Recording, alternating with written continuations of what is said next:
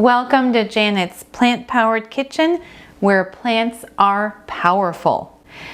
If you are looking for something quick and easy, this is your lucky day, because today we will be making quick and tasty tortilla chips.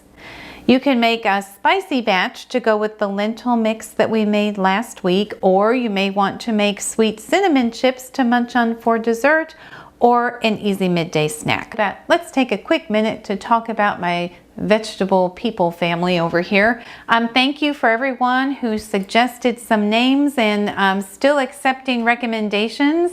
Some of the ones that I kind of liked, we have Rudy the carrot, that's pretty good. Cobby the corn, okay. We have Spud for the potato, Letty the lettuce, and Ollie onion. Okay, those are all good ideas. Keep them coming. Maybe next week we can finalize some names and move on. So let's go ahead and get started. The first thing that I am using, I've already started preheating the oven to 375 degrees. And I have 2 cookie trays that are lined with parchment paper. I've already got that taken care of, and I've even started cutting up my wheat tortillas into triangles. But I'm gonna go ahead, I've got a couple more I didn't quite finish. I'm using wheat tortillas. You can use whatever you want. But I'm just gonna go ahead and cut down the middle, fold it in half, cut down the middle again, and then make one final cut. Okay, that was super easy. Now I have my stack of tortilla-shaped triangles, and I'm gonna start putting them on my tray. The first batch that I'm gonna show you is going to be a spicy mix. So we're gonna start with the spicy tortillas. So what I did is I made my own spicy mix here. I took different spices, put them all together, and this is what we have. I have my list here. I did put paprika, garlic powder, black pepper. I did put some salt, but you could leave it out if you don't want to use salt. Oregano, thyme, basil, some red peppers.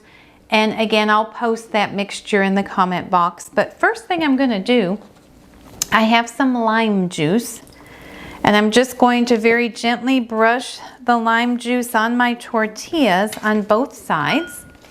And the reason I'm gonna brush it with the lime is because it helps the seasoning to stick.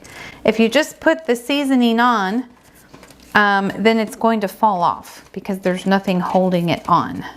So once I season one side, I'm gonna flip them, or once I wet one side, I'm gonna flip them.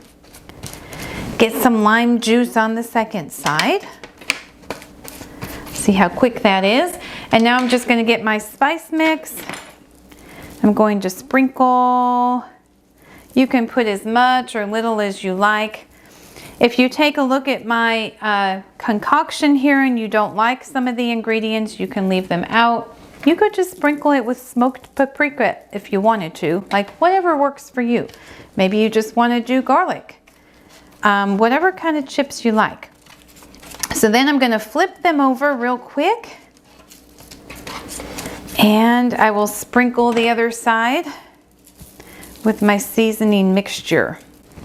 Now look at how many I'm making. This is just a couple of tortillas. This is enough for a couple people, and it will keep me from eating the whole bag, right? Because I'm making just what we need.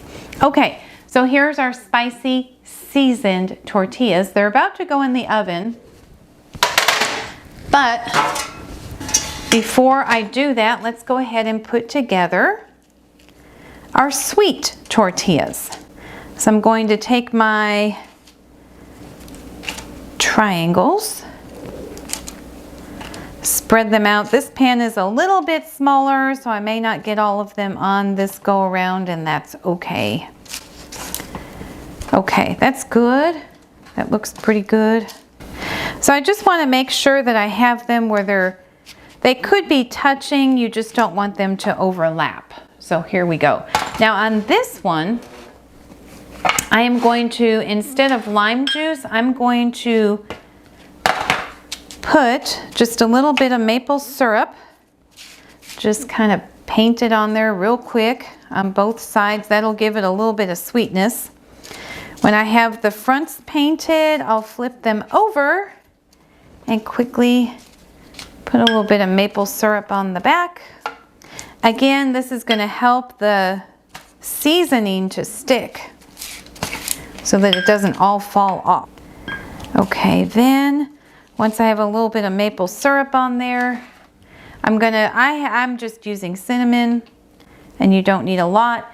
You could use pumpkin seasoning, you could use nutmeg, you could do cloves, you could do a mixture of all of that, but I'm just keeping it simple right now.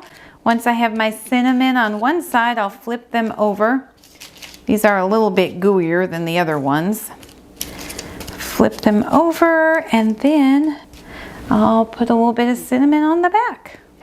So once we get these seasoned, and again, you can put as much or as little seasoning as you want. I do think pumpkin would be really good in the fall.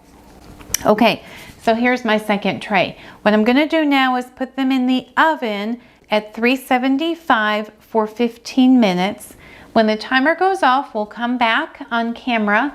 You do want to keep an eye out. Some ovens you may need to cook them for 20 minutes. Some you may get them done in as quick as 10.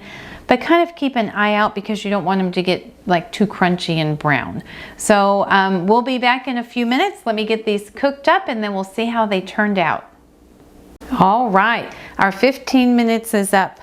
This is our spicy batch and this one is our sweetened batch. The one with the maple syrup got just a tiny bit browner than the others, but they both turned out really good. One thing I want to mention, when you take the ones that have the maple syrup on them out of the oven, you'll want to kind of pull them off the parchment paper because they might be stuck just a little bit, but they'll come off pretty good. So I encourage you to give this a try sometime this week. Wonderful tortilla chips. You can snack on them. It makes just enough for 2 or 3 people. And they're really very, very good. This would go, again, really good with the lentil dip that we made last week. And this one might be just good for midday snacking. So our plant power tip of the day, I just want to talk briefly about some of the advantages of our homemade tortilla chips. One thing being that they do have less sodium than the tortilla chips you would typically buy in the store. So when you make them at home, you can use as little salt as you like, or you can use none at all. Another advantage is the ingredients. So you control what goes into them.